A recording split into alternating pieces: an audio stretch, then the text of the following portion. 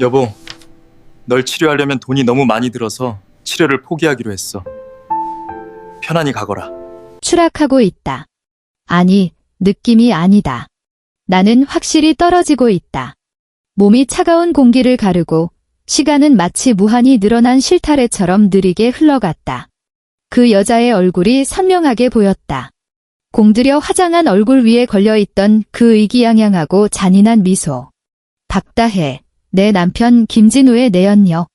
그녀가 나를 밀었다. 계단은 그리 높지 않았다. 우리 집 복층 오피스텔의 2층일 뿐이었으니까. 하지만 내 뒤통수는 대리석 계단의 날카로운 모서리에 세게 부딪혔다. 눈앞에서 세상이 순식간에 터져나가더니 이내 윙윙거리는 이명과 함께 칠흑 같은 어둠이 덮쳐왔다. 진우 씨, 어떡해요? 이 여자 피가 너무 많이 나요. 박다혜의 목소리에는 자기적인 당황함이 섞여 있었다. 나는 필사적으로 눈을 뜨려 했고 무언가라도 붙잡으려 했지만 몸은 진흙처럼 늘어져 말을 듣지 않았다. 발자국 소리가 들렸다. 내 남편 김진우였다. 그는 급할 것 하나 없다는 듯 천천히 걸어오고 있었다. 보지 않아도 알 수 있었다. 지난 3년 내내 나를 향해 짓던 그 지긋지긋한 권태와 짜증이 섞인 표정을. 호들갑 떨지 마. 그의 목소리는 12월의 칼바람처럼 온기라고는 없었다. 잘 됐군. 이혼 한 해 만에 골치 아플 일 줄었어. 뭐라고?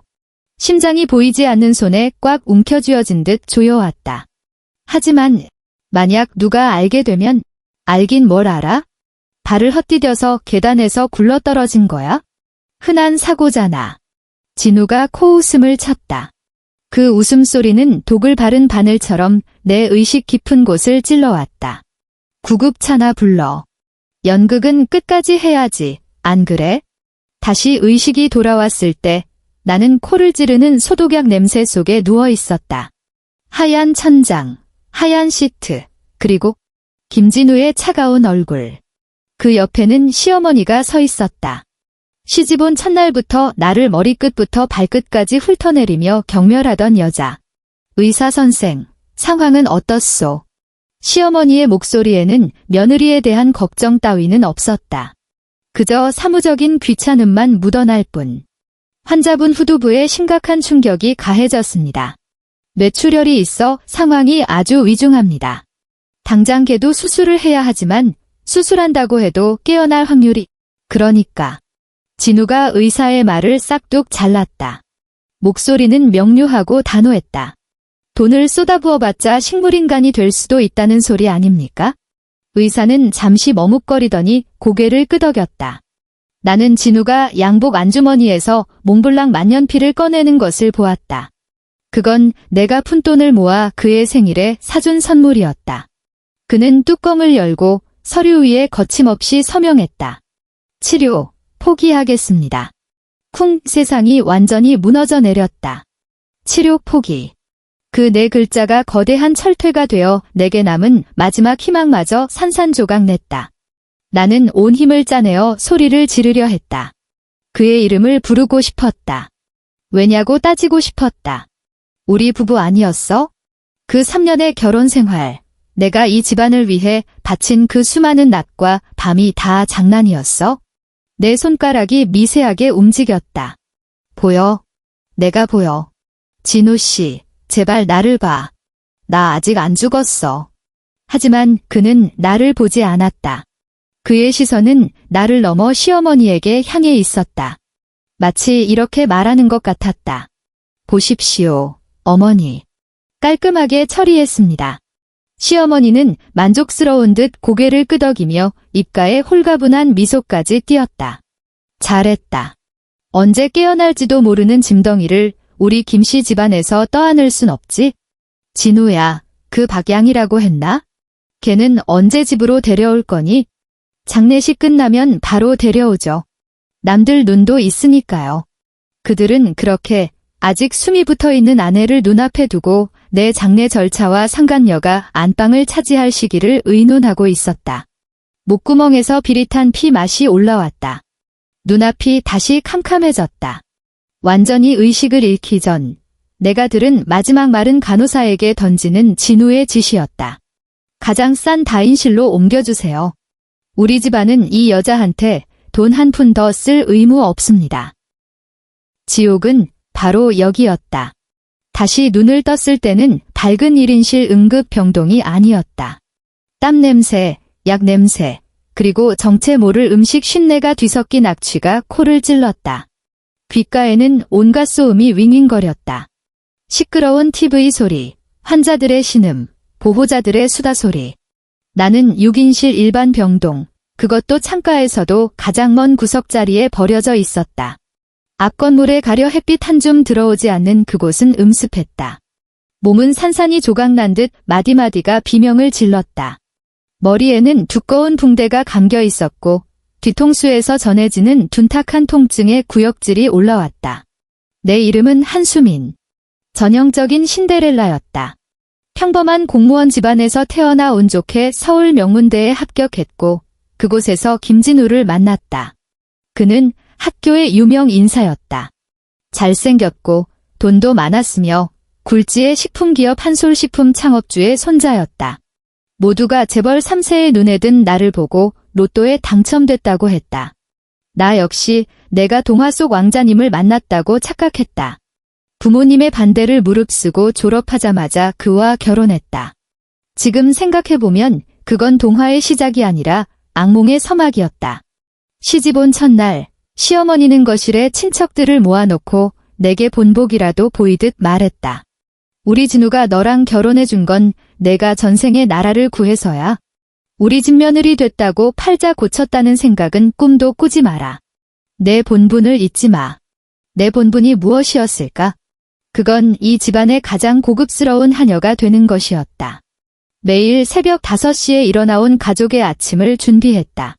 그 집 아침상은 반찬만 12가지가 올라가는 12첩 반상이었다. 시아버지는 직접 맷돌에 간 콩국만 마셨고 시어머니는 당일 구운 빵만 입에 댔으며 진우는 매일 다른 과일로 착즙한 주스를 요구했다. 추석과 설날 차례상은 지옥 그 자체였다. 3일 전부터 준비를 시작해야 했다. 차례상에 올릴 전을 부치느라 이틀 꼬박 부엌 바닥에 쭈그리고 앉아 있어야 했다. 기름 냄새에 눈을 뜰 수가 없었고 허리는 끊어질 듯 아팠다. 하지만 시어머니와 시누이는 거실 소파에 앉아 과일을 깎아 먹으며 내 요리를 품평하기 바빴다. 예, 수민아. 동태전이 좀 짜지 않니? 언니, 다음부터는 좀 더 얇게 부쳐봐요. 모양이 안 예쁘잖아. 내 남편 김진우는 어땠을까? 그는 언제나 강 건너 불 구경하듯 방관했다. 가끔 내 어깨를 두드리며 다정함을 가장한 통제 섞인 목소리로 속삭였다. 수민아, 어머니랑 동생이 다 우리 잘 되라고 그러는 거야? 내가 좀 참아. 현명한 아내라면 그 정도는 해야지. 나는 이 집안에 내 청춘과 건강, 모든 것을 바쳤다. 나의 순종과 인내가 언젠가는 그들의 인정을 받아낼 거라 믿었다. 나는 정말 멍청할 정도로 순진했다. 지금 이 차가운 병상에 누워 물 빠진 환자복을 입고 식어 빠진 병원 밥을 바라보는 꼴을 보라. 병원에서 제공하는 가장 싼 식단. 밥 조금, 김치 몇 조각, 그리고 건더기도 없는 정체불명의 국. 가족 중 누구 하나 찾아오지 않았다. 부산에 계신 부모님께는 차마 알리지도 못했다. 그리고 내 법적인 가족들은 내가 빨리 죽기만을 바라고 있다. 나는 뻣뻣하게 굳은 목을 돌려 옆 침대를 바라보았다. 그곳엔 50살쯤 되어 보이는 아주머니가 있었다. 헝클어진 머리, 주름진 얼굴, 시장통에서나 팔 법한 싸구려 운동복. 그녀는 침대에 누워 천장을 향해 험한 욕을 쏟아내고 있었다. A씨, 빌어먹을 병원 같으니라고. 밥이라고 준 게 개밥만도 못해. 간병인은 어디 가서 코빼기도 안 보여? 벨 누른 지가 언젠데 다들 귀가 먹었나. 쩌렁쩌렁 울리는 목소리에는 힘이 넘쳤다. 환자 같지 않았다. 간호사들의 수군거림을 들어보니 큰 교통사고로 다리에 깁스를 하고 입원했다고 했다. 하지만 가족이 찾아오는 꼴을 못 봤다. 성격이 불같아서 간호사나 요양보호사들도 슬금슬금 피하는 눈치였다.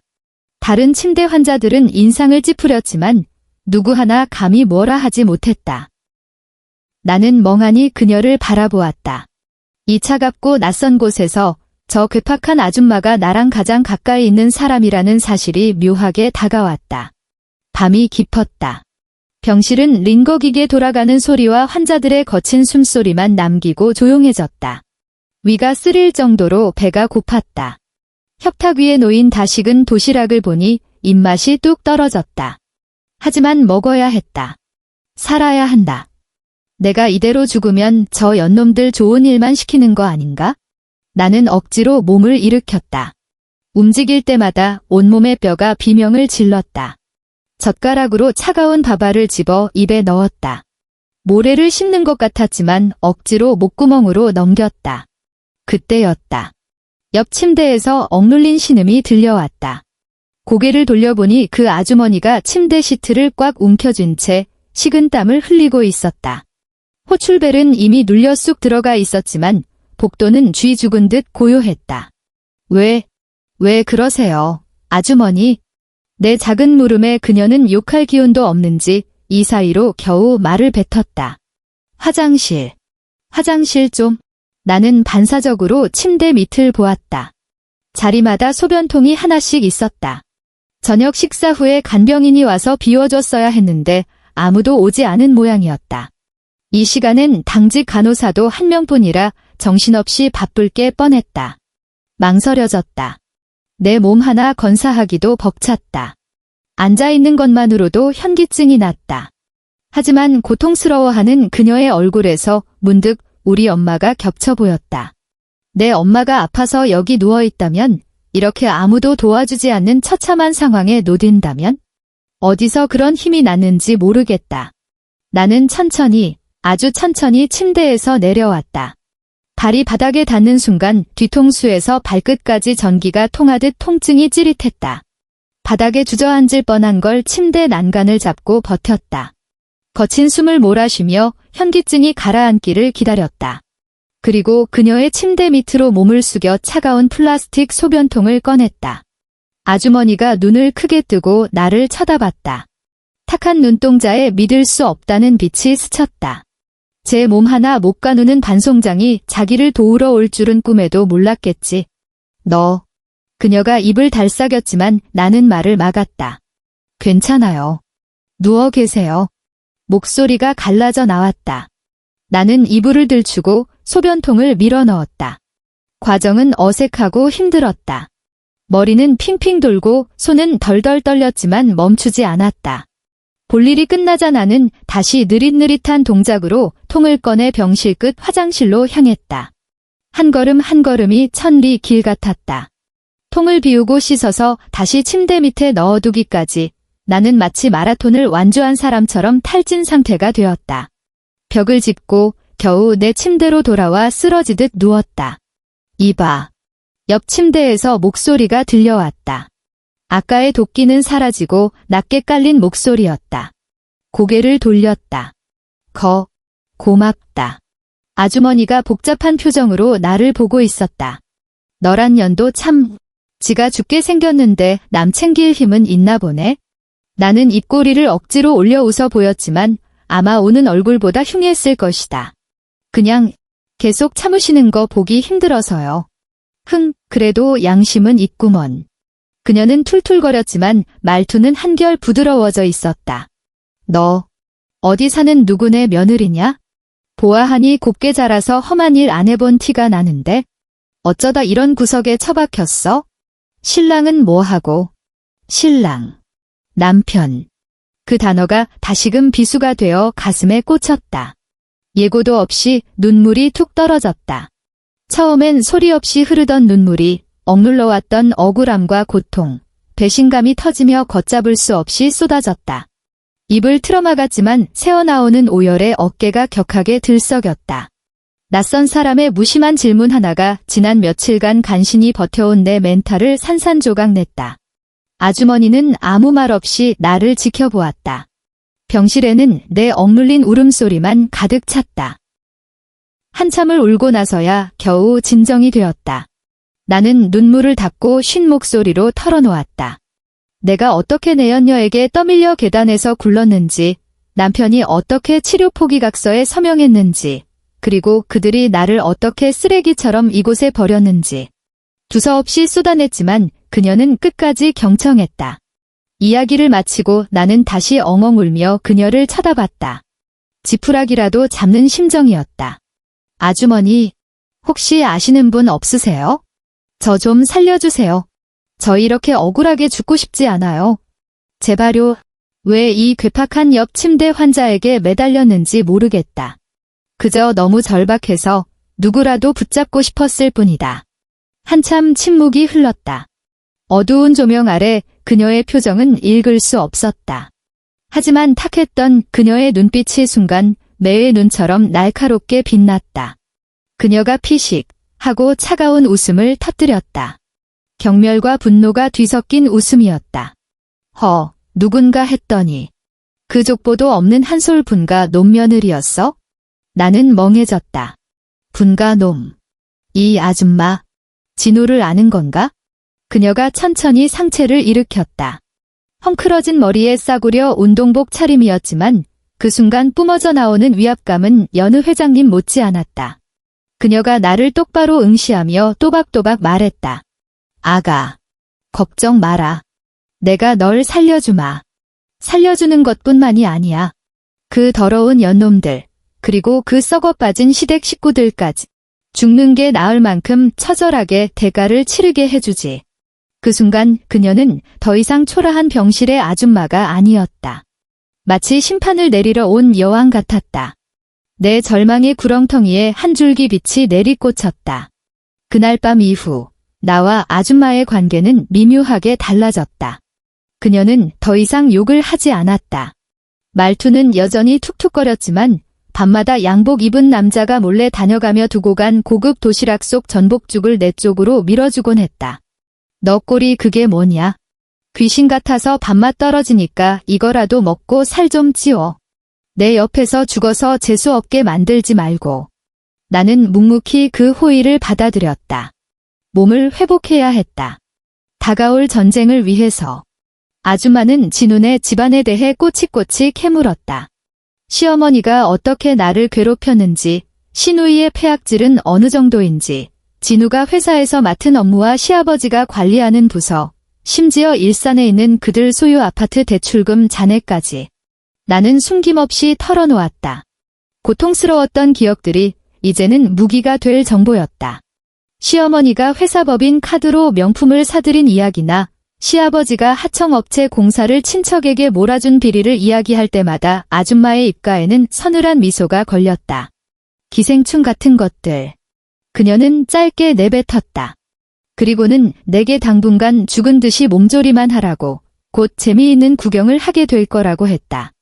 그녀의 정체가 무엇인지, 도대체 무슨 힘이 있는지 알 수 없었지만 그 당당한 태도는 나에게 기이한 안도감을 주었다. 나는 그녀를 믿기로 했다. 며칠 뒤 오후, 병실 문이 거칠게 열렸다. 김진우였다. 몸에 딱 맞는 아르마니 슈트를 빼입고 머리는 한 올 흐트러짐 없이 넘긴 그는 번지르르해 보였다. 하지만 나를 보는 눈빛은 마치 혐오스러운 벌레를 보는 듯했다. 그의 뒤로 시어머니와 화려하게 치장한 박다혜가 따라 들어왔다. 그리고 그들 곁에는 금태 안경을 쓴 깐깐해 보이는 남자가 서 있었다. 나는 그를 알았다. 김씨 집안의 뒤처리를 도맡아 하는 고문 변호사 최 변호사였다. 그들이 들어오자 병실 공기가 싸늘하게 얼어붙었다. 다른 환자와 보호자들은 눈치를 보며 입을 다물고 우리 쪽을 힐끔거렸다. 한수민. 진우가 내 이름을 불렀다. 감정이라곤 한 톨도 없는 목소리였다. 난 내가 벌써 죽은 줄 알았는데? 명줄 한 번 질기네. 심장이 쿵 내려앉았지만 예전처럼 고개를 숙이지 않았다. 나는 그를 똑바로 노려보며 차갑게 대꾸했다. 덕분에 아직 살아있어. 그는 내가 대꾸할 줄은 몰랐다는 듯 잠시 멈칫하더니 이내 미간을 찌푸렸다. 긴 말할 거 없어. 최 변호사, 서류 줘. 최 변호사가 앞으로 나서더니 서류 봉투 하나를 내 침대 협탁 위에 탁 소리 나게 던졌다. 서류 맨 윗줄에는 굵고 선명한 글씨로 별표 이혼 합의서 별표 5글자가 박혀 있었다. 한수민 씨. 최 변호사가 안경을 추어올리며 건조한 어조로 말을 이었다. 이 합의서에 서명하시면 김진우 씨와의 혼인관계는 즉시 해소됩니다. 귀책 사유는 한수민 씨에게 있습니다. 아내로서의 의무를 불이행했고 불미스러운 사고로 김 씨 가문의 명예 실추를 초래했으므로 재산 분할은 없습니다. 현재 명의로 된 차량과 소지하고 계신 폐물, 명품일체는 김 씨 가문의 증여분이므로 전부 반환하셔야 합니다. 기가 막혀서 몸이 부들부들 떨렸다. 아내로서의 의무 불이행. 3년 동안 식모처럼 그 집구석을 받들었는데 이제 와서 의무를 다하지 않았다고? 강도가 따로 없네. 나는 합의서를 집어 바닥에 내동댕이 쳤다. 절대 못해. 김진우, 너 이 나쁜 자식. 내가 저 여자랑 짜고 날 죽이려 해놓고 이제 와서 빈털터리로 쫓아내겠다고? 꿈깨. 이게 어디서 악을 써. 시어머니가 꽥소리를 질렀다. 너 같은 게 우리 집 문턱 넘은 것만 해도 감지덕지 해야지. 주제에 알도 못 낳는 닭이 밥만 축내더니 진우가 이혼해주겠다는데 절을 해도 모자랄 판에. 당장 서명 안 해. 내 손에 머리채 뜯기고 싶니? 박다혜가 콧소리를 섞어가며 진우의 팔짱을 꼈다. 승리자라도 된 듯 나를 내려다보는 그 눈빛이 역겨웠다. 수민 언니, 그냥 팔자련이 하고 받아들이세요. 진우 오빠가 사랑하는 사람은 저라고요. 껍데기뿐인 며느리 자리 꿰차고 앉아있으면 안 비참해요. 좋게 말할 때 얼른 사인하세요. 더 험한 꼴 당하기 싫으면? 더 험한 꼴. 나를 계단에서 밀어버리고 치료조차 포기한 것보다 더 험한 꼴이 세상에 또 있단 말인가? 그들의 추악한 민낯을 하나하나 뜯어보다가 나도 모르게 웃음이 터져나왔다. 절망 끝에서 배어나오는 서늘하고 비참한 웃음이었다. 내가 죽는 한이 있어도 너희들 뜻대로 되게 두진 않아. 내 말 한마디 한마디에 박다혜의 표정이 순식간에 일그러졌다. 이 여자가 진짜 좋게 말해줬더니 어디서. 그녀가 날카로운 비명과 함께 내게 달려들었다. 손을 높이 치켜들고 내 뺨을 향해 휘두르는 순간 나는 반사적으로 눈을 질끈 감았다. 하지만 예상했던 통증은 찾아오지 않았다. 대신 짝 하는 소리가 고막을 때렸다. 물먹은 가죽 채찍이 살점을 후려치는 듯한 소름 끼치도록 명쾌한 파열음이었다. 뒤이어 박다혜의 외마디 비명이 터져나왔다. 아! 눈을 떴을 때 나는 내 눈을 의심할 수밖에 없었다. 언제 일어났는지 옆 침대에 그 아줌마가 내 앞을 막아서 있었다. 물 빠진 환자복의 한쪽 다리엔 깁스까지 한 초라한 행색이었지만 그녀는 거산처럼 단단하게 서 있었다. 허공에 멈춘 그녀의 손바닥이 부르르 떨리고 있었다. 박다혜는 마치 헌 헝겊 인형처럼 나가떨어져 벽에 처박혔다가 바닥으로 굴러떨어졌다. 그녀의 하얀 얼굴 한쪽이 무서운 속도로 부어오르고 있었다. 선명하게 찍힌 5손가락 자국과 함께 병실 안에는 죽음 같은 정적만이 감돌았다. 모두가 이 돌발 상황에 넋을 잃고 굳어버렸다. 가장 먼저 정신을 차린 건 김진우였다. 그는 갑자기 튀어나와 제 여자를 때린 이 남루한 행색의 아줌마를 보며 분노와 경멸을 쏟아냈다. 이 미친 할망구는 뭐야? 감히 어디서 사람을 쳐? 당신, 내가 누군지 알아? 시어머니도 덩달아 빳빳하게 목을 세우며 소리쳤다. 경비. 경비 어디 있어요? 당장 이 미친 여자 끌어내. 경찰 불러. 감히 누구 앞에서 행패야. 아줌마가 천천히 고개를 돌렸다. 죽은 사람을 바라보는 듯한 서늘한 눈빛이 그들을 훑고 지나갔다. 그녀는 아무 말 없이 아주 천천히 한 걸음씩 그들을 향해 다가갔다. 불편한 다리 때문에 걸음은 느렸지만 그 한 발자국 한 발자국이 마치 심장을 짓누르는 듯한 압박감을 주었다. 진우와 시어머니는 그 기이한 기세에 눌려져도 모르게 뒷걸음질 쳤다. 당신 뭐야? 뭐 하려는 거야? 진우가 허세를 부리며 소리쳤다. 아줌마는 그들 코앞까지 다가와서야 걸음을 멈췄다. 그녀가 눈을 들어 올렸다. 평소엔 탁해 보이던 그 눈동자가 지금은 시퍼런 서슬이 퍼런 얼음 칼날처럼 빛나고 있었다. 김태식. 아줌마의 입에서 나온 이름에 공기가 얼어붙었다. 목소리는 크지 않았으나 감히 거역할 수 없는 위험이 서려 있었다. 자식 교육을 고작 이따위로 시키더냐? 김태식. 내 시아버지이자 한솔식품 부사장의 이름이었다. 진우와 시어머니의 눈이 휘둥그레졌다. 시골 촐로 같은 여자의 입에서 시아버지의 이름 석자가 튀어나올 줄은 상상도 못했을 것이다. 시어머니의 안색이 흑빛으로 변해가기 시작했다. 아줌마의 얼굴을 뚫어져라 쳐다보던 그녀의 눈빛이 분노에서 의혹으로, 다시 경악으로, 마침내 귀신이라도 본 듯한 극도의 공포로 뒤바뀌었다. 입술이 파르르 떨리더니 다리에 힘이 풀린 듯 털썩 하고 바닥에 무릎을 꿇었다. 고모님. 시어머니의 목소리가 사시나무 떨듯 떨렸다. 여긴 어쩐 일로? 고모님. 나는 머릿속이 하얗게 변했다. 콧대 높기로 유명한 내 시어머니가 저렇게 비굴하게 무릎을 꿇고 조아리며 고모님이라 부를 사람은 단 한 명뿐이었다. 한솔그룹의 창업주이자 진우 할아버지의 여동생. 현 회장조차 어려워한다는 가문의 실세, 김민서. 수년 전 경영 일선에서 물러나 제주도에서 은둔 생활을 한다던 전설 속의 인물이 내 옆 침대에서 며칠 내내 구박을 퍼붓던 그 욕쟁이 아줌마였다니. 김진우도 그제야 상황 파악이 된 모양이었다. 그의 얼굴에서 핏기가 싹 가셨다. 병실 벽보다 더 하얗게 질린 그가 어머니를 공포에 떨게 만든 노부인을 바라보며 입술을 달싹였다. 고모 할머니. 그 역시 털썩 소리를 내며 바닥에 무릎을 꿇었다. 옆에 있던 최 변호사는 혼비백산하여 뒷걸음질 치다 벽에 등을 기대고 식은땀을 흘렸다. 방금 전까지 기세등등하던 박다혜만이 상황 파악을 못한 채 바닥에 주저앉아 멍하니 눈만 껌벅거리고 있었다. 김민서, 아니 고모 할머니는 바닥에 납작 엎드린 모자를 거들떠보지도 않았다. 그녀는 박다혜에게 시선을 고정한 채 마치 오물을 보듯 내려다보며 입을 열었다. 너 방금 뭐라고 했냐? 더 험한 꼴. 박다혜가 히익 하고 숨을 들이켰다. 이가 딱딱 부딪힐 정도로 몸이 떨려왔다. 저는 그게 아니라. 할머니의 시선이 무릎 꿇은 진우에게로 옮겨갔다. 실망과 혐오가 뒤섞인 눈빛이었다. 진우야. 내가 고작 저런 물건을 만나려고 조강지처를 벌였더냐?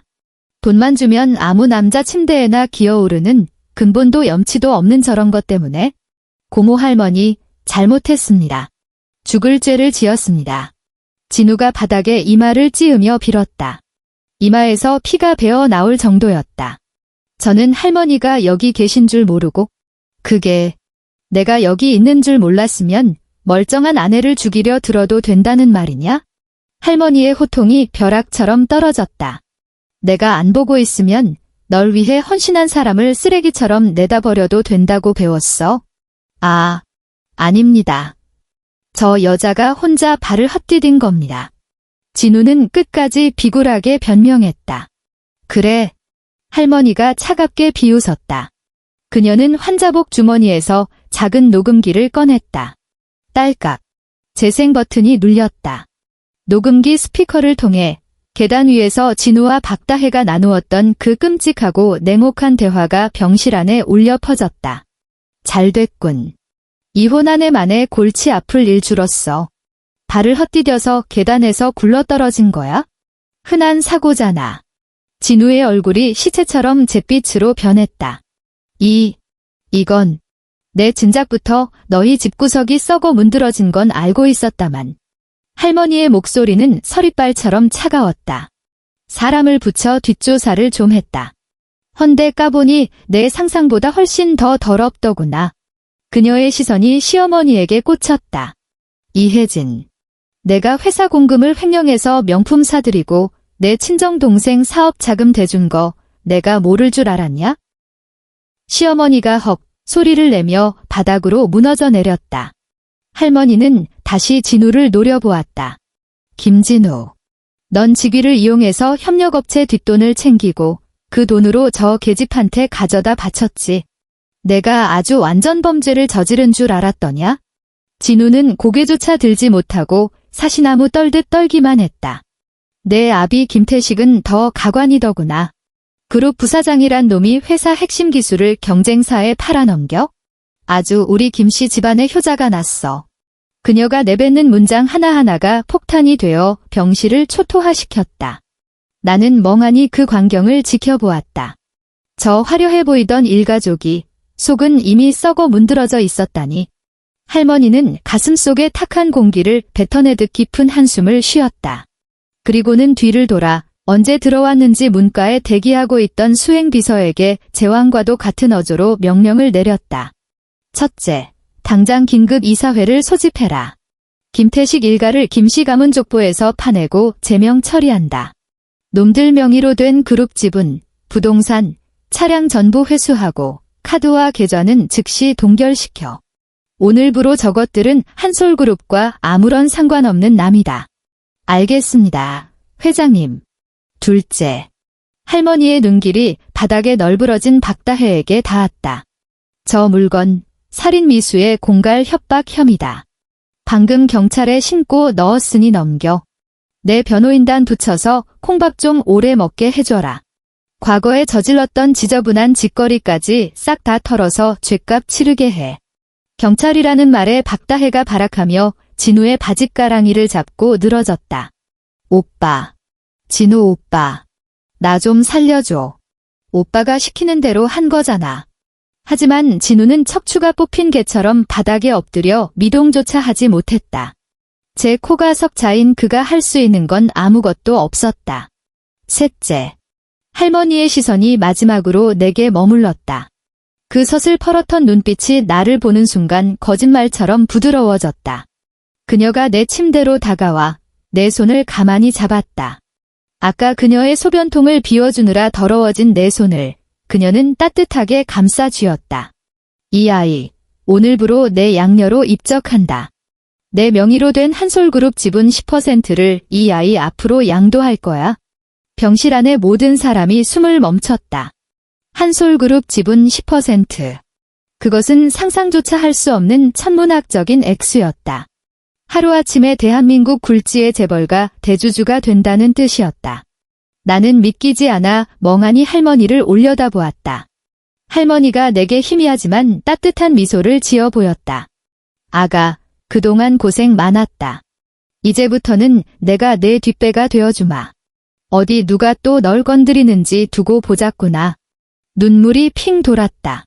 하지만 이번에 흐르는 눈물은 억울함이나 절망 때문이 아니었다.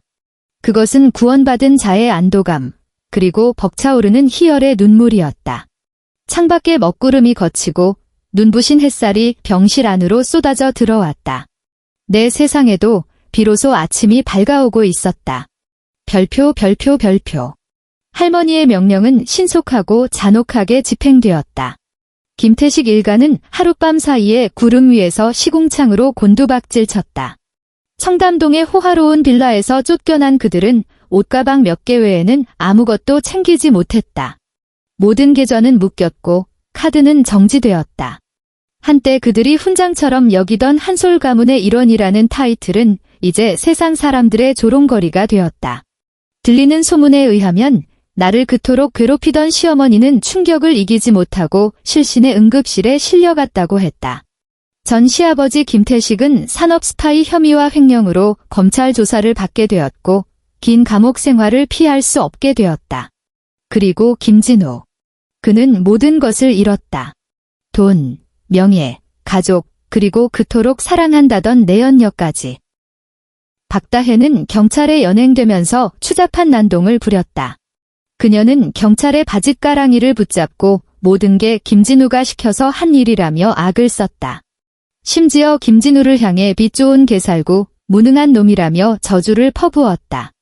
처음부터 돈 보고 붙은 거였는데 땡전 한 푼 없는 거지인 줄 알았으면 쳐다도 안 봤을 거라고 고래고래 소리를 질렀다. 김진우는 그저 멍하니 그 광경을 바라볼 뿐이었다. 그는 그제야 뼈저리게 느꼈을 것이다. 자신이 무엇을 버렸고 그 대가로 무엇을 얻었는지. 철저한 고립과 파멸, 그것이 그의 선택이 가져온 결말이었다. 나는 할머니의 주선으로 한솔그룹 계열의 VIP 병원으로 옮겼다. 최고의 의료진과 호텔 같은 병실에서 지극정성으로 치료를 받았다. 몸은 하루가 다르게 회복되었다. 할머니는 매일같이 나를 보러 왔다. 더 이상 구질구질한 운동복 차림의 욕쟁이 아줌마가 아니었다. 우아한 정장을 차려입고 비서들을 거느린 진짜 광 회장님의 모습이었다. 하지만 나를 대하는 태도는 여전했다.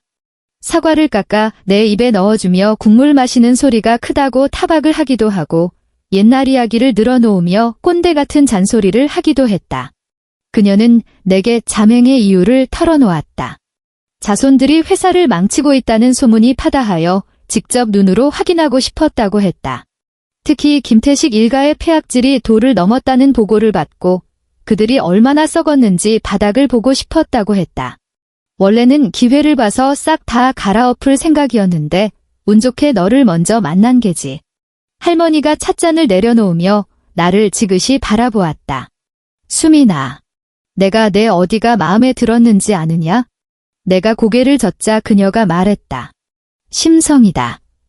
제 목숨이 왔다 갔다 하는 판국에도 남을 먼저 챙기는 그 마음 말이다. 생판남인 늙은이 똥오줌 받아내는 게 어디 쉬운 일이더냐. 우리 집안에 돈 버는 기계는 넘쳐나도 진짜 사람 냄새나는 놈은 없더구나. 퇴원하던 날 할머니의 변호인단이 모든 법적 절차를 마무리해 주었다. 나는 김진우와 깔끔하게 이혼했고 그의 유책 사유를 물어 막대한 위자료까지 받아냈다. 물론 그 돈은 이제 내게 푼돈이나 다름없었다. 할머니는 약속대로 나를 법적 양녀로 입적했고 지분을 넘겨주었다. 한수민이라는 이름 3글자가 한솔그룹 대주주 명단에 올랐다. 버림받은 며느리에서 그룹의 핵심 인물로 다시 태어난 것이다. 나는 한남동에 있는 할머니의 펜트하우스로 들어갔다. 한강이 한눈에 내려다 보이는 그곳에서 나는 완전히 새로운 삶을 시작했다. 경영, 경제, 법률, 예술. 할머니는 내게 최고의 가정교사들을 붙여주었다. 처음에는 힘들었다. 복잡한 재무제표와 쏟아지는 경영 용어들에 머리가 터질 것 같았다. 하지만 포기하고 싶을 때마다 그 차가운 병실 바닥과 김진우의 경멸 어린 눈빛을 떠올렸다. 나는 스스로에게 다짐했다. 한수민, 더 이상 누군가에게 기생하며 사는 유약한 존재로 살지 마. 내 스스로 비바람을 막아내는 거목이 되어야 해. 시간이 흐르자 나는 점차 내 안의 잠재력을 발견했다. 나는 시장 흐름을 읽는 눈이 있었고 마케팅에 천부적인 감각이 있었다. 내가 낸 기획안이 이사회에서 만장일치로 통과되고 내가 주도한 신규 브랜드가 대박을 터뜨렸다. 나는 진우의 취향에 맞춰 길렀던 긴 머리를 싹둑 자르고 단발로 쳤다. 하늘거리는 원피스 대신 딱 떨어지는 정장을 입었다. 거울 속에 나는 더 이상 울고 있지 않았다. 단단한 눈빛과 자신감 넘치는 미소. 과거의 한수민은 죽었다. 어느 맑은 날 오후 나는 한솔백화점 신임이사 자격으로 강남 본점을 순시하고 있었다. 화이트 샤넬 슈트에 지미추 힐을 신고 임원들의 수행을 받으며 대리석 바닥을 걸었다. 지나가는 곳마다 직원들이 멈춰 서서 90도로 허리를 숙였다. 안녕하십니까, 이사님. 나는 가볍게 목례를 하며 점장의 보고를 들었다. 지하 식품관을 지날 때였다. 어디선가 익숙하고 불쾌한 싸구려 세제 냄새가 코를 스쳤다. 나도 모르게 고개를 돌렸다. 매장 구석, 회색 청소복을 입은 남자가 구부정한 등으로 바닥을 닦고 있었다. 떡진 머리카락, 퀭한 눈, 며칠은 굶은 듯한 초라한 몰골. 내 시선을 느꼈는지 그가 고개를 들었다. 눈이 마주쳤다. 순간 시간이 멈춘 듯 했다. 김진우였다. 그는 기억 속의 모습보다 10년은 더 늙어 보였다. 한때 세상을 다 가진 듯 오만하던 재벌 3세가 이제는 자신이 떵떵거렸던 그 백화점 바닥을 닦는 비정규직 청소부가 되어 있었다. 그의 눈동자가 심하게 흔들렸다. 처음엔 멍하니 보다가 이내 경악으로 그리고 수치심과 공포로 물들었다. 대걸레를 쥔 그의 손이 덜덜 떨렸다. 그는 마치 발이 묶인 죄인처럼 그 자리에 얼어붙어 있었다. 내 시선을 눈치챈 점장이 미간을 찌푸리며 나섰다. 아이고, 죄송합니다, 이사님. 용역업체에서 새로운 사람인가 본데 눈치 없이 길을 막고 있네요. 당장 치우겠습니다. 점장이 그에게 다가가려 했다. 됐어요. 내가 손을 들어 제지했다. 목소리는 차분하고 건조했다. 나는 김진우를 똑바로 바라보았다. 모멸감에 어쩔 줄 몰라 하는 그 얼굴을. 예전 같았으면 달려가 뺨이라도 때리거나 저주를 퍼부었을지 모른다. 하지만 막상 마주하니 내 마음은 호수처럼 고요했다. 분노도 미움도 없었다. 그는 이제 내게 아무것도 아니었다. 그저 스쳐 지나가는 먼지 같은 타인일 뿐. 나의 이 침묵, 이 평온함, 그리고 나의 성공.